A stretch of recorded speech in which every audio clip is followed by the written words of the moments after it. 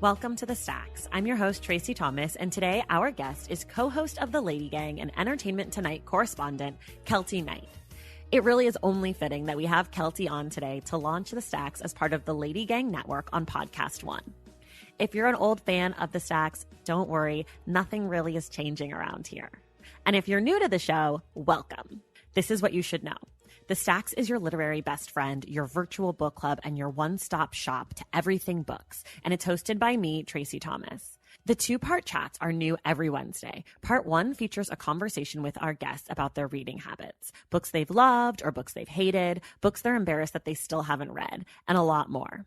In week two's episode, my guest and I will discuss the Stacks book club pick, with titles ranging from hot new releases to forgotten treasures. You can always find out our book club picks in advance on our social media accounts and on the website.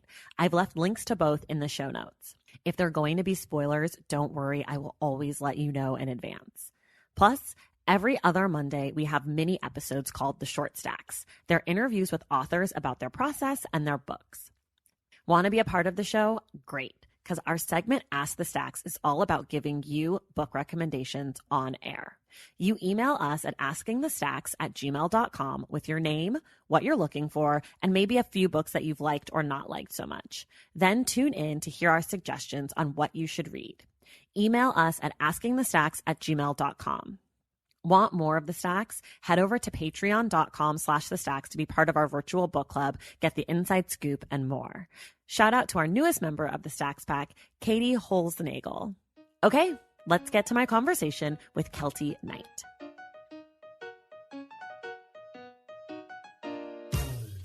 All right, y'all, we are here today with Keltie Knight. Keltie is 1/3 of the Lady Gang. She is a TV host at Entertainment Tonight, and she's a badass girl boss. Keltie, welcome to the Stacks. We are so excited. I'm so excited to be here. I'm so excited to be here. I guess now that this episode is out in the world, people know. People know our news. The Stacks is part of the Lady Gang Network.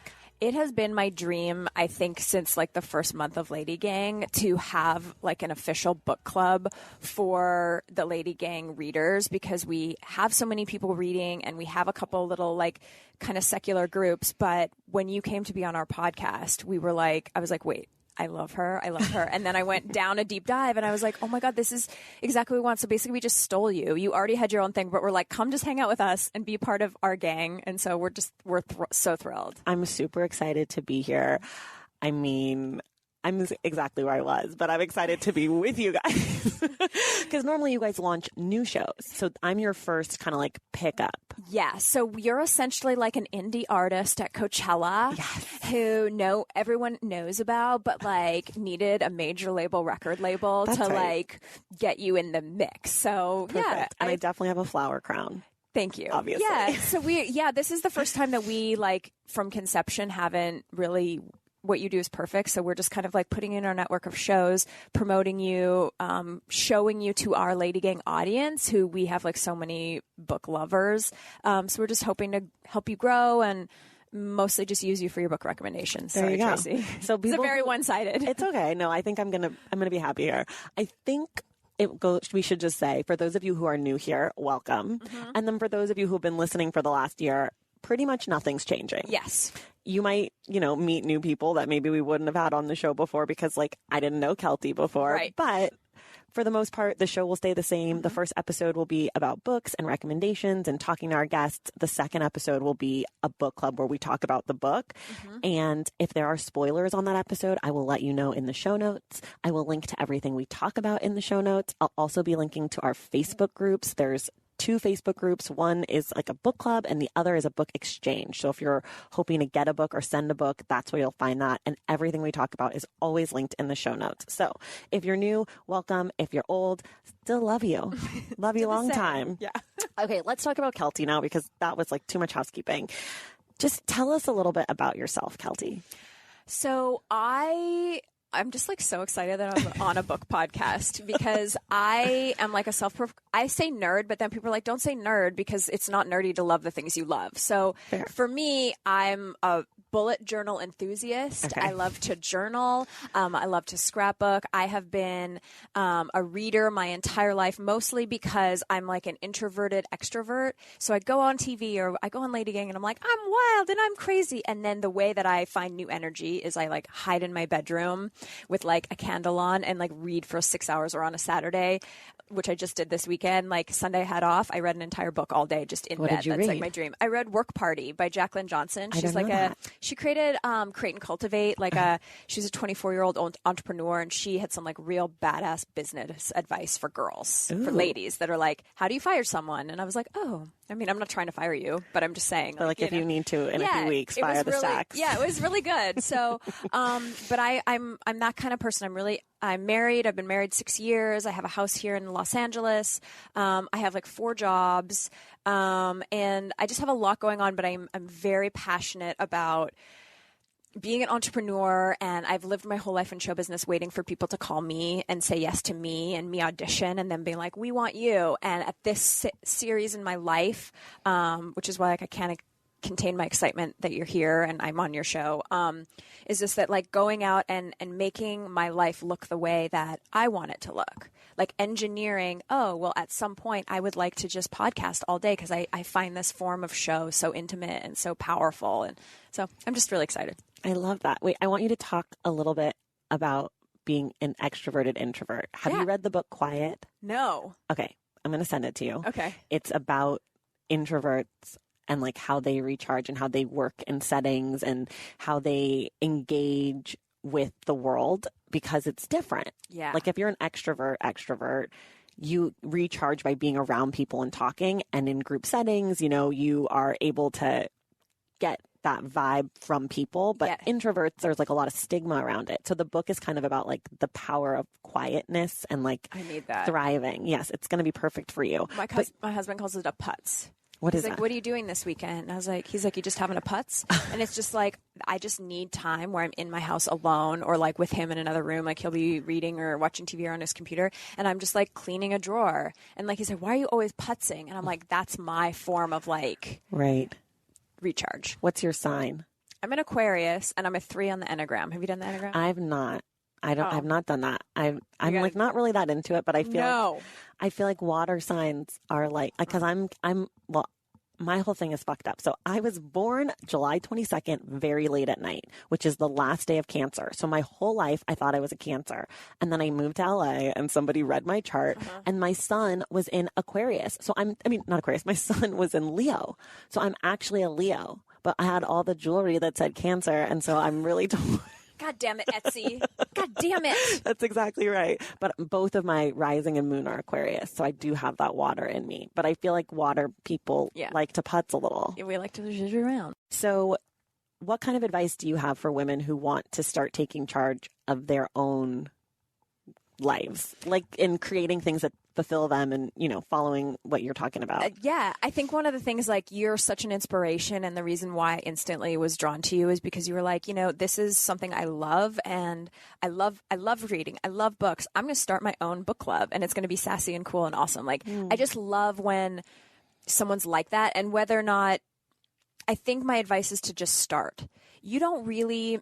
everyone's like, oh, you need your business plan and like, how are you going to live on this or whatever. But I'm not from that. I'm like, let's just start. Just start it. If it starts as a hobby, don't quit your day job. Right. But if it starts as a hobby or if it starts as something you're just really, really, really passionate about, and then you go from there. When we started Lady Gang, it was just Becca Tobin and I being like, we want to create something so that we can't get fired. We want to be the boss. Like, so that no matter what, if her acting career goes up or down, or my hosting career goes up or down, we can always have this as like a backbone. We'll never have to be worried or desperate. That sense of like, oh, I have to have this. And so that's when we started. We had no idea that like then we would launch a network and a tour and a book and like all these different things. So, we just started. We just were like, every Tuesday we're going to put out an hour show, and you just start where you are. And I think my advice for women is, don't apologize about liking what you like or staying in your space. I see so many people come to us and be like, well, I just wanted to check in, or I just wanted to see if you would be interested. Like,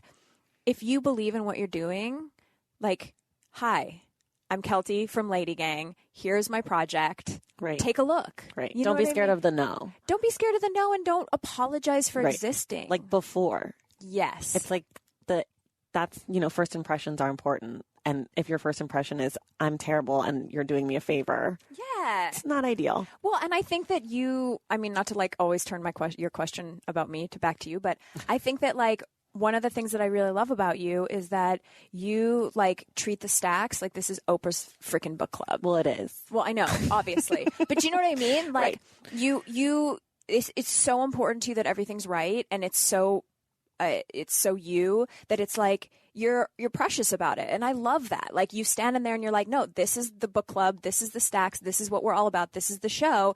And like, don't mess with me. You know what I mean? And I love that because it's like, you're not like, well, like you have a backbone. And I love that. Like, I think women need to just like, if you know what you're doing is great, sit in it. Right. You know? Totally. I couldn't agree more. What besides like kind of that nervous energy or that apology, pre-apology, what stuff do you feel like you've seen that is like harmful for women when they're starting out creating their own stuff? I think that someone's path for them is not always the path for you. So I had an era of my life where a lot of my girlfriends were starting to have kids and they were losing themselves a little bit, and everyone got into the MLMs. Like, like the Ava, I don't know, like all the different, I can sell this from home. Have you listened to that podcast? No. There's a podcast, I can't remember what it's called. It's like investigating them, right? Yes, and it's so good. Yeah, You'll love it. You'll love the host. She's like funny and like great. Okay. Anyways, I gotta get continue. So I had a section of my life where a bunch of my friends, like a lot of them, were all kind of going, like some were selling spices and some were selling oils and some were selling this.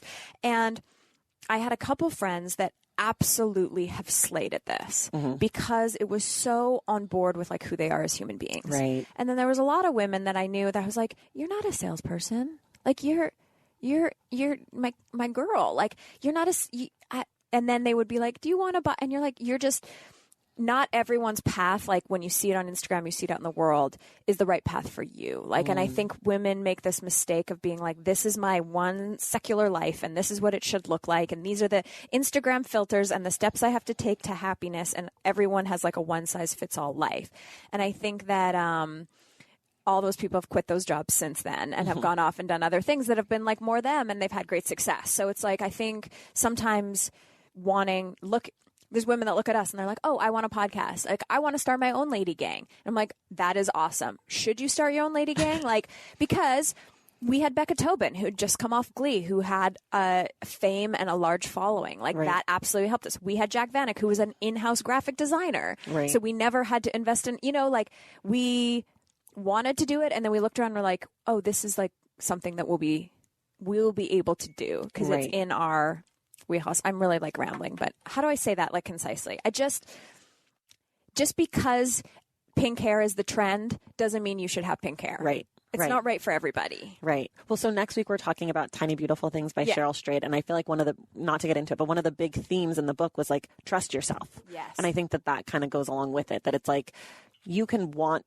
to be successful, but you don't have to do it the other person's way. Like you can find your own way. Because like if I could have tried to start a lady gang by myself, a solo lady gang, but like I don't really have that much to say about a lot of other things. Like I have a lot to say about books. Right. So I was like, well, this is the one place I feel like I could really dive in. Yeah, exactly. You have to really be sure that it's like your steez and not. One of the things that we now, a lot of people come to us, obviously, and they're like, oh, I want to start a podcast with you. So they come, and then what we do is we give them like this 4-page questionnaire. And it's like an SAT. Right. It's like, who are you? What do you do? What do you want to do? What are your first 20 shows? Like, who will be your guests? What will be the topics? And the thing is everyone has a good idea for an hour, is what I always say. Like, because you're at dinner with your girlfriends, you're like, we should start a podcast. Or like, we should start a clothing line. Or like, I should start a blog. And you have ideas for like 1 hour or 3 posts. And then after that, you're like, oh. So we make people like do these like crazy long plans because it's like to plan out a launch of something. It's like, it's more than just your 1 hour of good ideas. No, totally. actually hilarious.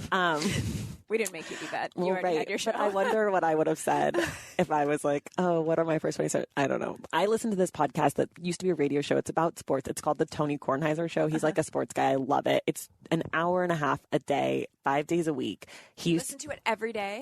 I do. I haven't listened to it yet today, but I do. And he used to be like on radio, and he always says, everyone thinks they can do my job, be a radio person. And you probably could on Monday after football season, and you probably maybe could on Tuesday, but what's your Thursday show? Yes. Like when there's no sports, or like maybe there's been one game and there's no news drop and nothing happened over the weekend. And he's always like, some days he'll come on and he'll be like, today is a real Thursday show. And he'll shoot the shit about anything, but like, it's kind of that same thing. It's like, you have this great idea, but how do you fill it out? And that's not to say that you can't. It's just like, you have to think about these things at some point. No, it's true. And I even get that like a little bit with my job on Entertainment Tonight. I think that like after the Oscars, it's real easy to be a TV host. Yeah. Oh my God, Nicole Kidman's dress. Yeah. Oh my God, Leo kissed his mom. Oh. Right. But like on a Thursday, when the lead story is Jennifer Lopez wore pants, right, and nothing is happening, and we still have to go on to 5 million people, or on a day when, you know, Michael Jackson dies and it's like this horrible news. Like, that's not a fun day. It's not fun to be like, Prince is gone. Like, and so that it's exactly the same thing. It's like, it's easy to be like, oh my God, they're engaged. I'm like, that's easy. Right. But the hard stuff is like when there's nothing and you're like, we do it with Lady Gang TV too. Like sometimes in our allegedly what's happening, like our little hot topics, there'll be great weeks and there'll be weeks where like, these are the stories. Right. And we're like, well, we can make anything funny. So. Right. That's right. Well, that's what works about you guys. Okay. Talking about your job on ET, what celebrity have you met where you actually like Keltie in your heart fangirled?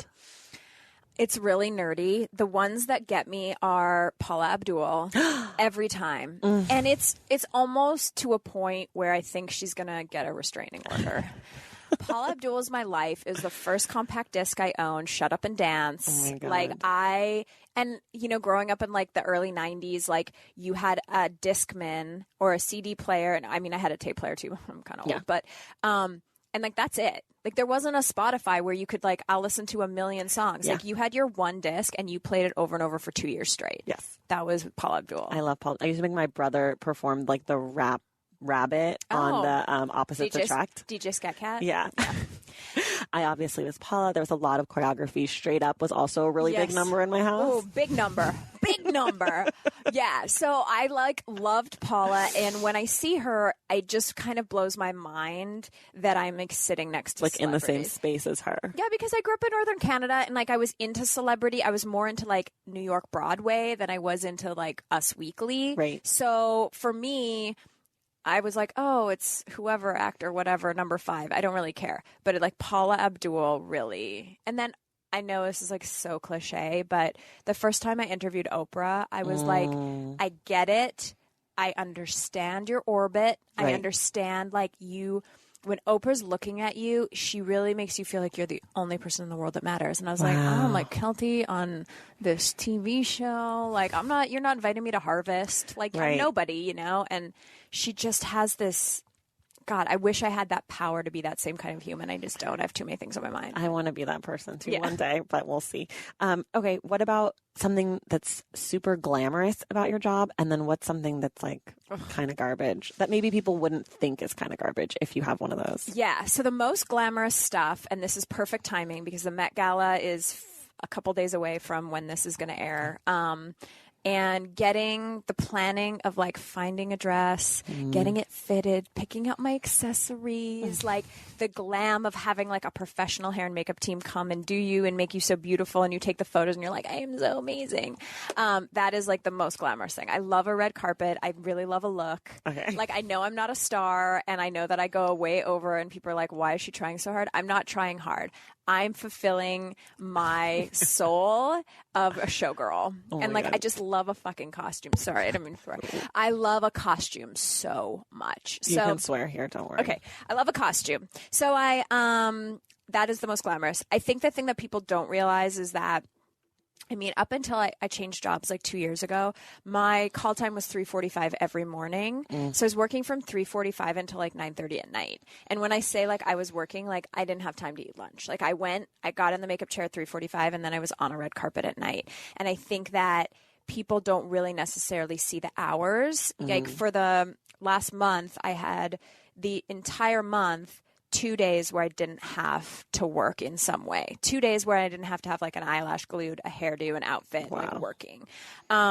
Because when you're in these positions where you maybe have the job that everyone wants, you can't really say no. So when they're like, oh, you're going to fly to New York and do this interview on a Sunday, and you're like, okay. And then they're like, and then you're going to turn around and take the red eye, and then you're going to go to San Francisco, and then you're going to, it's just that the hours, and that sounds, I always have a trouble complaining about it because then I'm like, well, what about the moms? Right. Like their jobs never stop. So like, who am I to think like, oh, I'm supposed to have a day where like people aren't bothering me, like, or be a mother. But it is hard because there's a lot of small talk, and I am an introvert, which we talked about. So it's like I have to go on set, and then if the star isn't there, I have to like small talk with all the people around me for like 2 hours. That is like exhausting for me. Right. Like I just want to sit in the corner and be like, okay, I'm going to charge up before Jennifer comes in here. But it's just a lot of like detail, and there's a lot of studying. Like before the Grammys, we did the Grammy red carpet this year. I mean, I am in full on SAT mode. I have a little card with every star's name. There's like 400 of them, and like who they're married to, when their birthday was, when's the last record, how many Grammys have they been nominated for, how many they won, and I memorize it all. So like anyone can walk up to me on the carpet and I instantly know. I don't need to fumble with a card. Like right. And I don't have to do that, but that's like how I run. That's your personality. That's how I run my business. Yeah. Yeah. You know? Valentine's Day is upon us, and I've got love on the brain. Love for books. Duh, of course. Hello. Did you forget what podcast you're listening to? I love bringing you all great reads, exclusive author interviews, and behind the scenes book gossip. But I can only do that with your support over on Patreon and Substack. Our Stacks Patreon community, also known as the Stacks Pack, is where you can go for book club meetups, a private, very active Discord, and a year-long mega reading challenge to help you achieve all your reading goals. Plus, you also get that monthly bonus episode. Now, over on the Substack, you can subscribe to my newsletter, Unstacked, where I keep the book conversations going. I also give you a healthy dose of sports and pop culture, definitely some hot takes happening over there. And again, that bonus episode. If you don't have a few dollars to spare, don't worry. There are free options on the Substack and the Patreon to get you a little extra Stacks magic.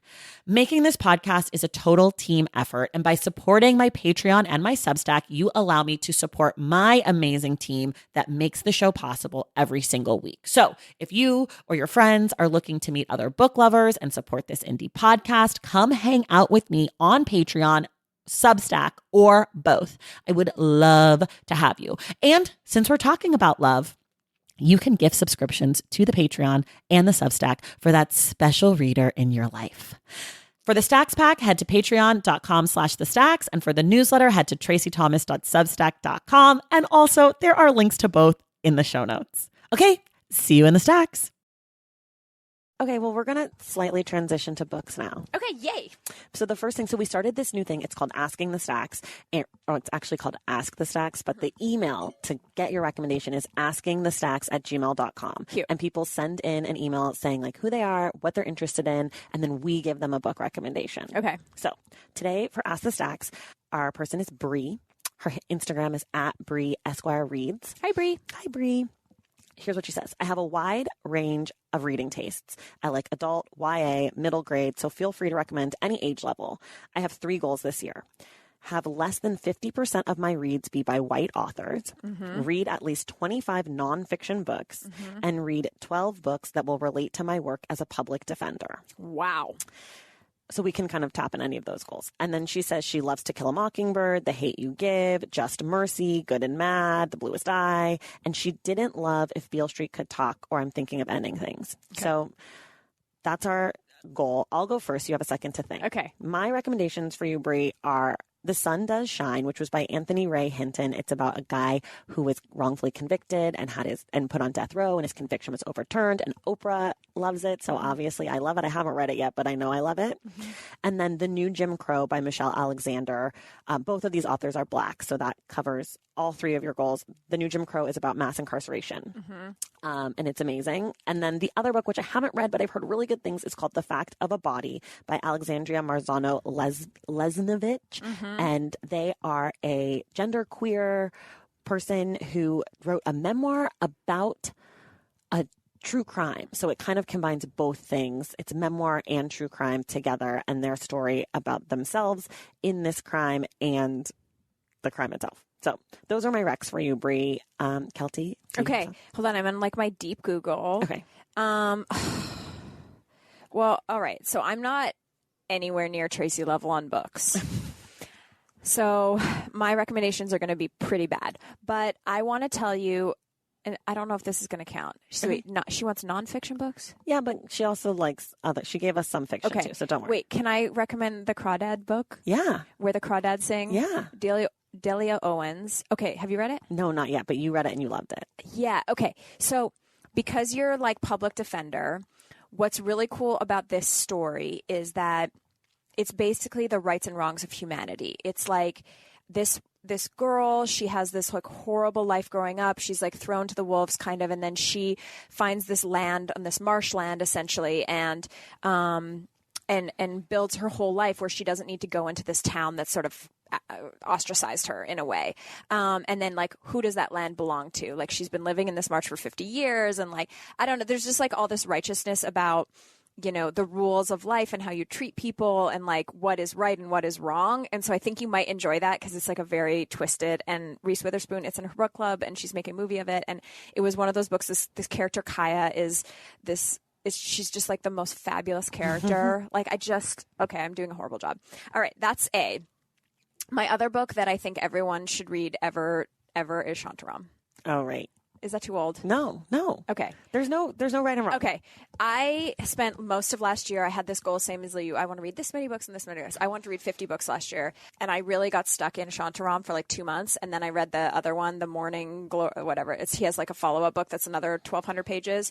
So it took me like 6 months to read both of these books, but it was like the best story I've ever read. And that's all I'm going to say to you. So. Okay, perfect. Brie, those are your recs. Let us know if you read any of them. Let us know how they go. We want to hear back from you. I'm so basic. I'm going to up my game. Now that Stacks is on Lady Gang, like I am going to go and be like so obscure and be like, oh, have you read blah, blah, blah, blah? No, but that's the thing about books. Every book is obscure to you if you don't know it. Do you know what I mean? Like I read a ton and I'm like very interested in books, and people will tell me a book and I'll be like, I've never heard of that. And you'll be like, you haven't? It's a New York Times bestseller. I'm like, yeah, but I feel like things are obscure just because you don't know them. Like it's just not in your wheelhouse. Can I ask you something? And you can totally cut this out if it doesn't work. I want to ask you, because I didn't even think about this till you sat down and she asked this question. Is the same struggle that's going in Hollywood with Black artists happening in books? Is it harder to get published? Yes, totally. So that's actually funny. There's a big debate going on book Instagram. It's called Bookstagram, #Bookstagram, about not only getting the books published, but also getting the books reviewed by what is called Own Voices reviewers, which are basically the people who review the book are like the characters in the book. So right now, publishing is like extremely white. Wow. And unlike most industries, it's also very women heavy. It's like something like 70 or 80% women. Yes. Which is kind of cool. Which is cool. However, it's still like means that it's very homogenous. So the books that are getting published are being greenlit by a certain kind of person. Yeah. And because publishing is really hard to get into and a lot of the jobs require internships. Yeah. You have to be from a certain class to be able to do the entry level work. You got to go to this school. Well, and you have to be able to afford to be working full time for free, essentially. Right. And so, there is a movement towards publishing more diverse books, and there are some publishers that do a really good job and some that have a lot of work to do. Wow. But also then to get books to be able to be reviewed. And that's important because you might miss something in a book about a Native American story if that's not where you come from. And you might think, oh, this seems really far-fetched. And so when you write your review, you're like, the book wasn't that believable. It was good. The writing was fine, but it wasn't that believable. And if that book had been reviewed by someone who's Native American, they can say, oh my God, this is my life. This is right on. Or, oh my God, this is horrible. This person who wrote this book has no idea about what's going on. And so that's really, really important. And that helps book sales. So if you want and then the other part of it is there's this thing called comps, which are if you pitch a book and you're like, I'm Keltie, I'm writing a book about being a host. It's kind of like, and you'd say like Rancic's book. You'd say like 6 or 7 books that it's like, well, if you're an author of color who's writing about a genderqueer Native American girl off the reservation who like lives in the city, there isn't a comp for that. And so it's harder to sell your book. It's harder to get. And so like there's an article, which I'll link to the show notes, about comps from last year, and like the percentages were just terrifyingly terrible. Damn. So yeah, that's all part of it's going on everywhere, right? This like drive for diversity and inclusion and equity in publishing and these stories. And a few years back, The Atlantic published something saying that I believe college educated Black women are the most likely people to read a book, and you would never think that based on what's published. Wow. I don't know if that's still true. I think that was like 2014 or 15, but even still, like, I don't think that is the percent. When I read the article, I was like, really? Yeah. I was like, I am a college educated Black woman, and I feel like that's not real. Yeah. But it's true, actually, when you think about it. Because I was thinking, like, as you were answering your recommendations, I was like, oh, well, like, let's think of like who you've read that's been a Black author. And I'm like, I don't know that, like, I mean, other than RuPaul, like, I don't know that anyone like stands out like that I necessarily, I'm sure I have, but like it hasn't been anyway. So I'm going to diversify my book supporting. Yeah. It's diversify your bookshelf. There you go. We'll help you with that. If anybody else has diversifying their bookshelf goals, this is a good place to be. Okay. So we're going to start with you. 2 books you love and 1 book you hate. Okay. The first book I ever fell in love with that really changed my life was Wally Lamb. She's Come Undone. I have read that book probably 5 or 6 times over the years. I read it. I mean, it's very old, but it was just a book that like I just fell in love with the style of writing and felt like, oh, I can find myself in a character, because I think up until then I was quite young when I like discovered it, but I was reading books to escape. And that was the first book that I fell in love with. I was like, oh, other than like, Are You There, God? It's Me, Margaret. But I fell in love with her as a character and was like, oh, I can like really understand some of this. So that book I think changed, really, really, really, really changed me. Oh, okay. Another book that I really, really loved that has served me is Barbara Walters' memoir called Audition. It is huge. It is massive. It's like 600 pages. But I found so much great advice on being she was such a forefront. First of all, I love a biography. Okay. That's like my number one. Like I always like a true story of someone's life. And I hate when they're written badly. Like when people throw it together, you can totally tell. But like a great celebrity memoir, I love it. So that book really like, it just changed my life. I love the way can I give you one more that like really, now that I'm looking at my list, there's an amazing book. It's by an indie author. I want everyone to know about it, so I'm going to shout it out right now. I had an old intern here, and she, her name's Didine, and I'm going to mess up your last name, Umnyana, and she's from Rwanda, and she wrote her memoir. It's called Embracing Survival. Both of her parents were killed in the Rwandan genocide in front of her. And she was 6 years old, and she was homeless. And anyway, her entire story, I went to Rwanda last year for a charity mission, and I never really understood the genocide because it wasn't something I studied in school. It wasn't something that I mean, I saw Hotel Rwanda and I knew the story and I knew about the history books, but I got really into it. Her book was the most heartbreaking thing. I mean, people getting their arms like cut off in front of it. I mean, it was so insane. But this book of her being like, nope, this doesn't define me. And then coming and then knowing her, she came here. She was an intern at Entertainment Tonight. Like it was just life changing. And it's like on Amazon, it's $11. All the money goes to her. Like she's self-published, Embracing Survival. That'll be in the show notes, people. Okay. Click on it. Book you hate. Oh my God.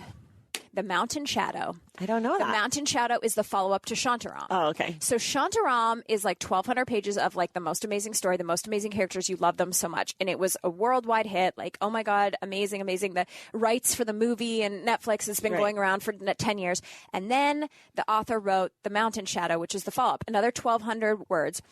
The most disappointing book. It's like the characters that you love later in their lives, and all the magic is gone, and it's just like shit for shit, throwing ideas. I mean, it is the most. I almost quit it 100 times, and then because it's so long, I'm like, I am so invested in this. But then I thought, oh, well, what if it gets good at some point? Right. Do you allow yourself to quit books? I do. I do. It's hard for me. It's hard. I do. Sometimes I just put a book down. I am not that into it in the moment, but I know that I'll go back to it. So I kind of just, it's like it's in my house. If I really want it, I can go back. I'm not a giver-upper, but this book, I was like, this is so shit. And I can tell that your publisher was like, write another Shantaram. Right, of course. Sometimes my husband's in the music business, and he's like, sometimes like an artist, like he always says Maroon 5, like Maroon 5 has one song's about Jane. Right. Like they're going to release 10 more albums that are great, but like there's one song's about Jane. Like everyone has one first album. And I think sometimes an author has You're like chasing that. They have one great novel in them. And then like this next one was like, ooh. Yeah, that's no good. What about the last great book you read? The last great book I read was The Honey Bus. I don't know that either. Oh my God. See, obscure. This is all obscure to me. The author is named Meredith May. The book is about this girl. She has this sort of hard upbringing with a hard family, a hard mother, and a grandfather who on his property has this old bus where he farms, like has beehives. And so like that's why it's called the Honey Bus. Got it. And she has to be a certain age before she's allowed. And the time she spends in the bus with her grandfather, like just changes his life because he's like this really wise, like overcoming adversity story. When this book ended, or towards the end of it, I'm not going to ruin any. I'm not going to spoil it. Yeah, no spoilers. Okay. I bawled like a baby. Okay.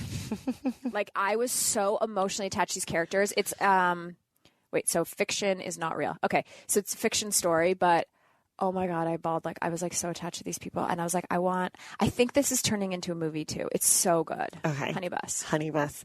What are you reading right now? Oh my God. Right now, I just finished that Work Party book, and I have a book on my bookshelf, and I'm reading it, and I'm like halfway through, and I'm not going to be able to remember the title. Sorry. It's okay. It's a bad one. Don't worry. Do you read multiple books? Because I just got a library card. So now I'm like really deep in like my library card Do life. you do audiobooks or No. Kindle or anything?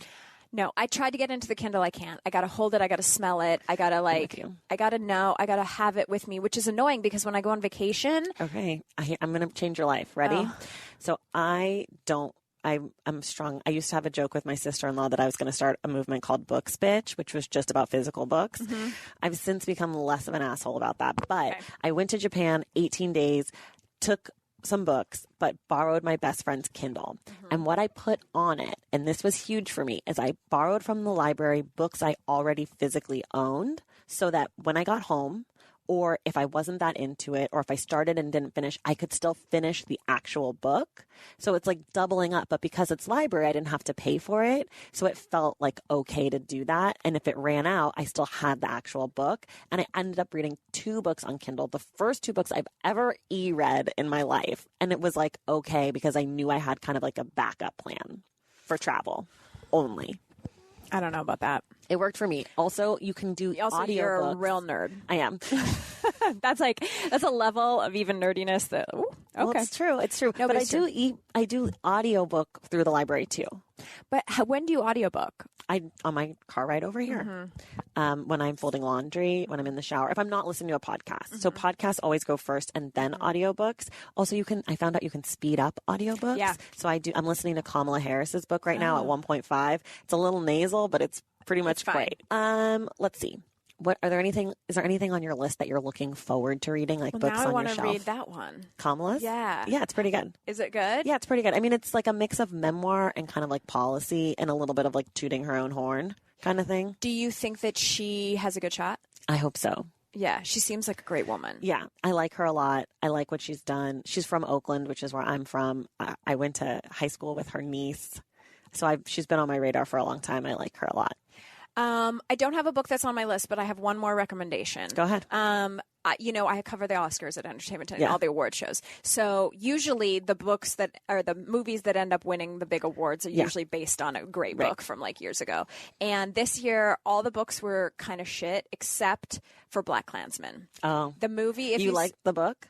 I liked the book. See, I did not like the book. I liked the movie. See, I hated the movie. Interesting. They're different. They're not the same. They're not the same story. No. The book was remedial. Yeah. Like it was like very simple. Yeah. But I don't know. I also was like in the middle of a chin surgery and like on a lot of drugs when I read it. But I just thought it was like, I really enjoyed it more than I've enjoyed any, what I would call like Oscar books. Yeah. Because a lot of times like the movies are based on like this book and like, I don't know. Did you read The Wife by Meg Wolitzer? So that was a book. I haven't read it either, but I've heard. The movie was insane. And I've heard the book is really good. Oh, I would put that on my list. She has a new book, The Female Persuasion. I think that came out last year. The cover is really cool. It's like bright colors. Oh. Let's see. You talked about this a little bit. Do you have a reading goal for yourself this year? Yes. So last year, I wanted to read 100 books, 2018. It was lofty. I think I got like 12. It was bad because I read really big, long, I had the Michelle Obama. I just had like a lot of really big books. So this year, I'm doing 50 books and I'm already at 22, which I feel really good about. And I think it's because I started my bullet journal this year and now I'm writing down every book and like a little review of it in my bullet journal. So it's keeping me like super motivated. I love that. And I've also I read every night before I go to bed. That's like how I calm down. So I've been like really on a tangent of like reading. So I would like to read 50 books, but I'm such a type people pleaser that like I want to read the books because I can skim a book. Right. I want to really read. Really read it. You are almost on track for 100, you know. And some of them are big and some of them are like little. And now that I have the library card, I feel, because I used to buy my books at Costco because they're like always a little bit, you know. And then I just like realized I was spending such a ridiculous amount of money. And I started a book exchange here at the CBS offices and I was like the only one doing it. There's a great one, our New York office, because our New York Entertainment Tonight office gets all the books from the publishers, which like you get as well. Yeah. And so whenever I go there, I like always steal like 10 or whatever books. But here, no one wanted to do the book exchange with me. So I was just like, I just have piles of books. And then I'm like, I give them to a friend. Books with you. No, I know. I'm going to like give you a box. Yeah. No, I'm going to give you a box. Sure. Are there any things that you wish were different about your reading life? You read a lot. So are there things that you wish you could change about it? Yeah, I think that being a member of the Stacks is going to change me a little bit. I think that my, like we were talking about before, I think my reading is not super diversified. I'm someone who spends a lot of time in airports.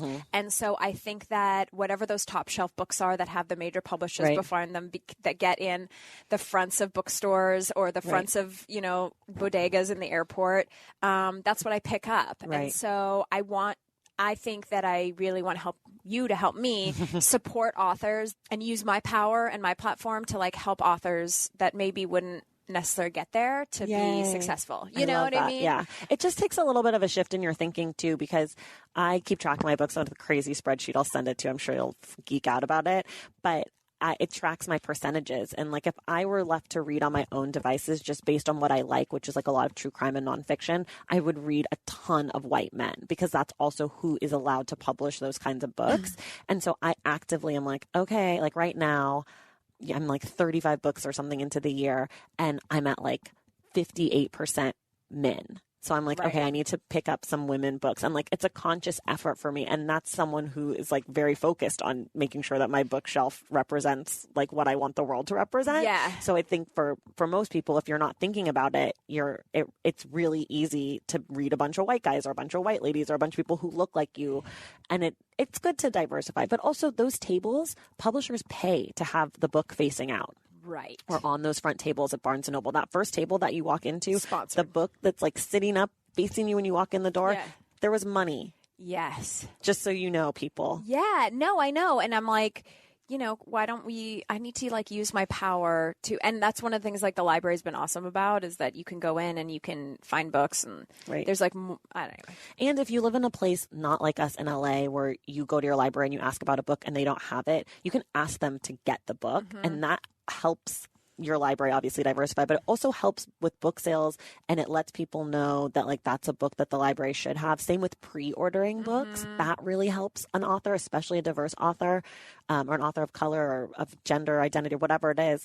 If they're getting high pre-orders, the publisher is going to say, oh, we need a second printing, or we should be pushing this book more in bookstores. People are interested in it. So if you're passionate about that kind of stuff, those are things you can do as an individual, calling your library and say, make sure you have this when it comes out. Yeah.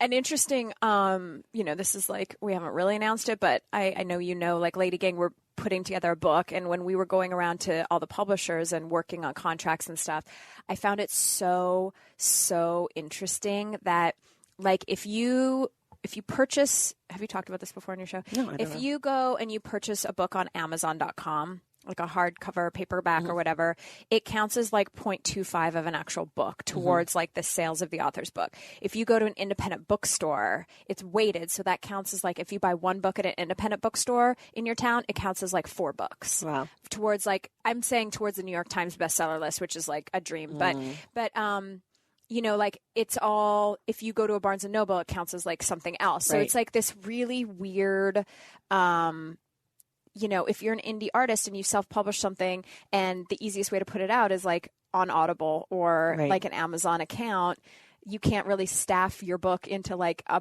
vintage bookstore in Idaho, but like you're losing out because you'll never make the list. So one of the things that exists is a website called IndieBound. I don't know if you know about it, but so you can shop on IndieBound and either generally support independent bookstores, or you can shop through IndieBound and buy from your local bookstore. So it's basically like a way to make it, or if you live somewhere and you're like, I don't like my local bookstore, I want to shop at that bookstore in Tennessee, then you can do it that way too. And we link to IndieBound also in the show notes. Okay. So if you want to shop through IndieBound, if that's more convenient for you, that's an option. I am a big fan of get your books wherever you feel like you can get your books. So if you think you have to shop through Amazon and that's the way you have to do it, get your book. And if you're a library person, get your book.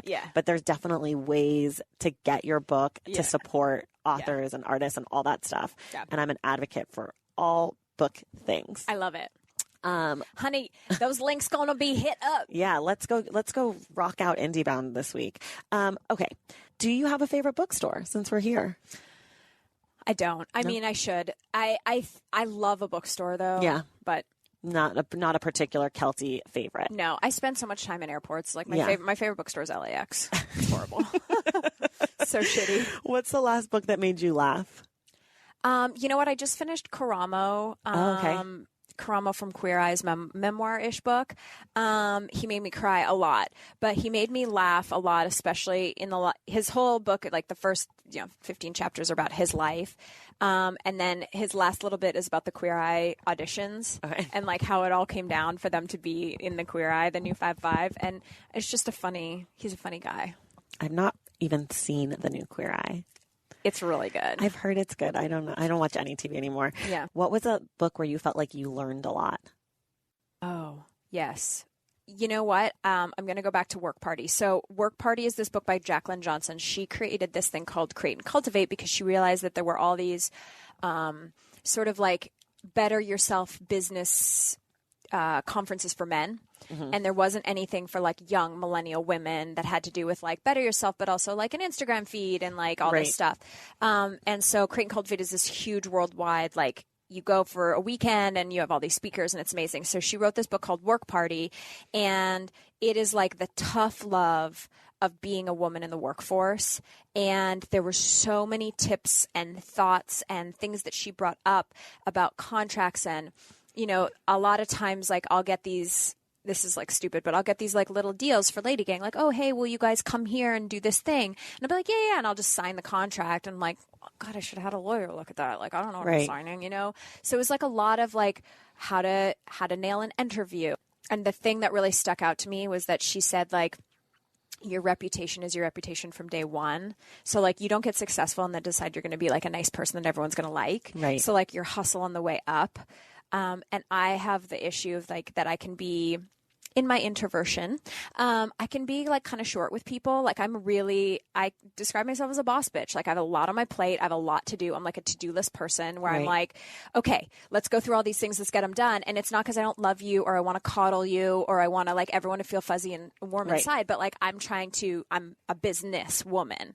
So sometimes that I think can come off like Becca Tobin will be like, it's not that you're mean, it's that your tone is cold. And I'm like, ugh. And then when I read Jacqueline's book, she was talking about, she's like, your reputation follows you forever. So if people think you're cold or they think your tone is off or they think you're like difficult or whatever, I hate the thing of like difficult women. Is bullshit. I'm like, go fuck yourself. But, but you know, that'll follow you forever. And I've sort of gotten myself down a hole because when we were making the Lady Gang TV show, I was so precious about it because I'm like, this is our brand, this is our baby. And Becca and Jack are like a little bit more like, it's going to be what it's going to be. And I'm like, no, it has to be like, and I really got into a place where I think I was like possibly not cruel, but like mean or anal or difficult for sure.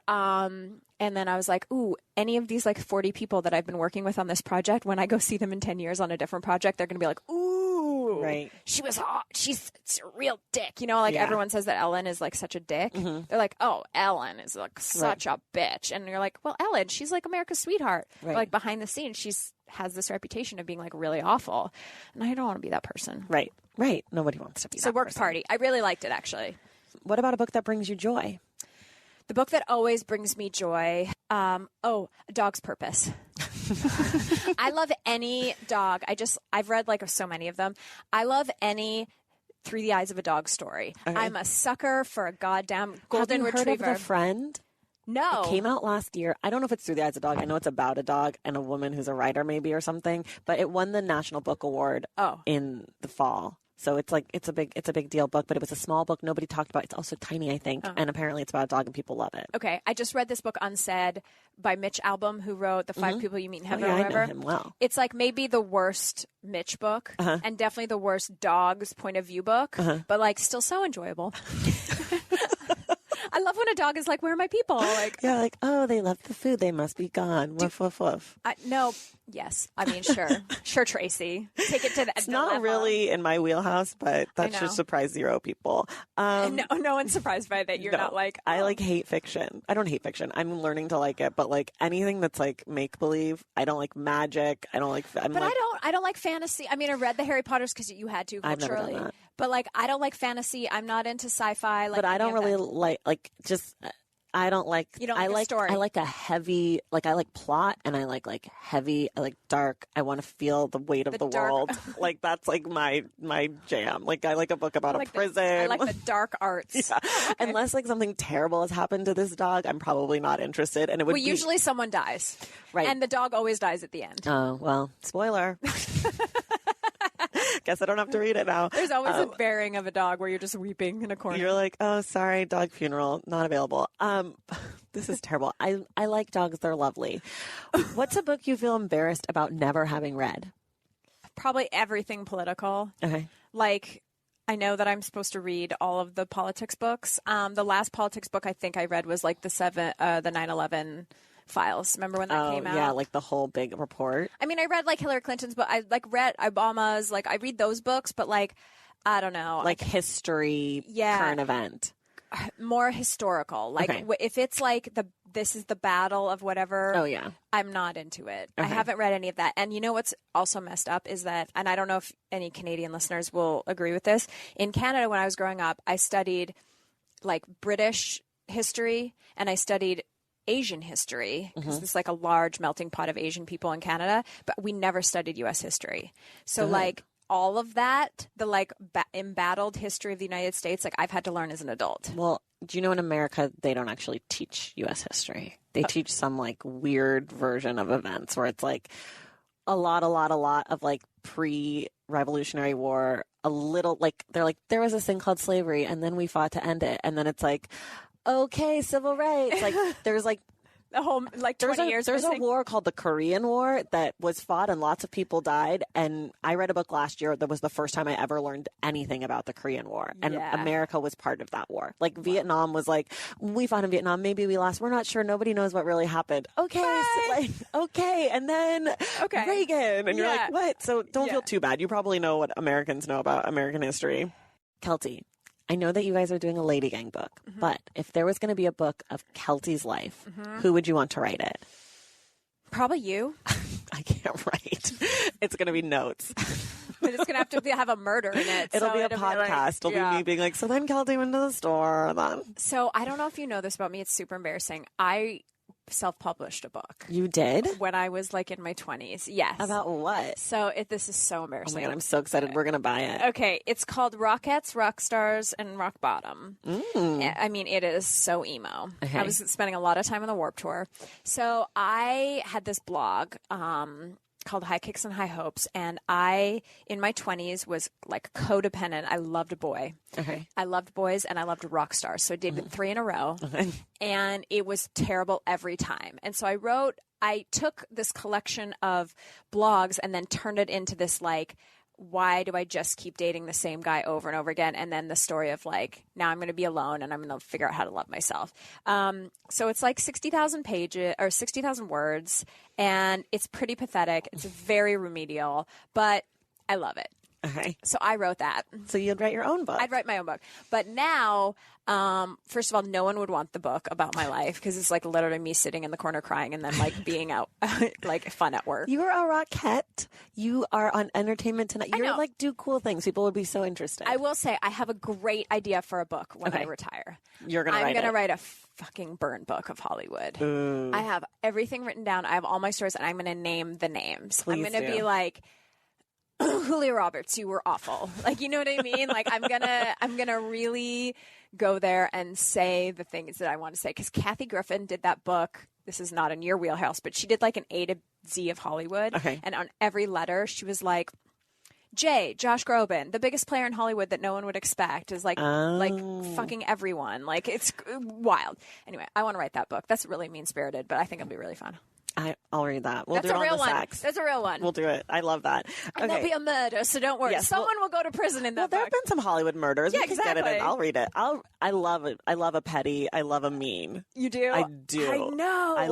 I love petty. I know. I love petty too. The Lady Gang book is very petty, so you'll be very excited. I can't about wait. that. Oh my God. Do you know when that is supposed to be eventually in the world? I don't know. Like 2021? No. I think it'll be 2020. Oh. Wow, fast. Yeah, it's like we're almost done. Wow, amazing. Okay, well, I love that. We'll be talking about this, don't worry. Okay, this is pretty much my last one. Okay. I steal this one from the New York Times by the book. If you could require the current president of the United States to read one book, what would it be?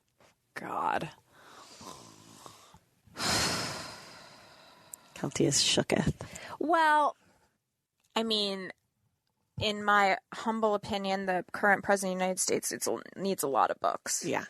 Well, can he read? This comes up a lot when I ask this question. Yeah. The thing is, this question came from the New York Times, and they did it before. Like, it used to be you were asked telling Obama, and I think they probably did it even before then.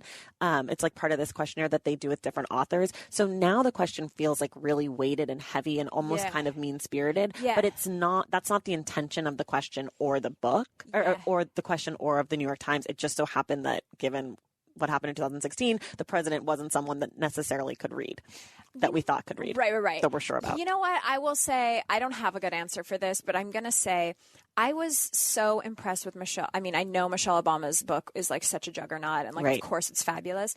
But you know what really struck me in it that I think that our current president could read is like, just not take yourself so seriously. Mm-hmm. Like, that you are the president and you have the nuclear codes, but at the same time, your energy is the energy of a country, you know? Right. And That's I thought so that there was like, in Michelle's book, she was like, I just wanted to like roll down the window, or like, I just wanted to like go out to Target. And, you know, I think, of course, everything is seriously, but like, there is a pettiness to the media world and like, but I liked how in her book she was sort of open about turning the eye to that and knowing like not everyone's gonna like me. But ha ha ha, joke's on you. I'm still happy and I love my husband and like everything's going to be okay in the end. Right.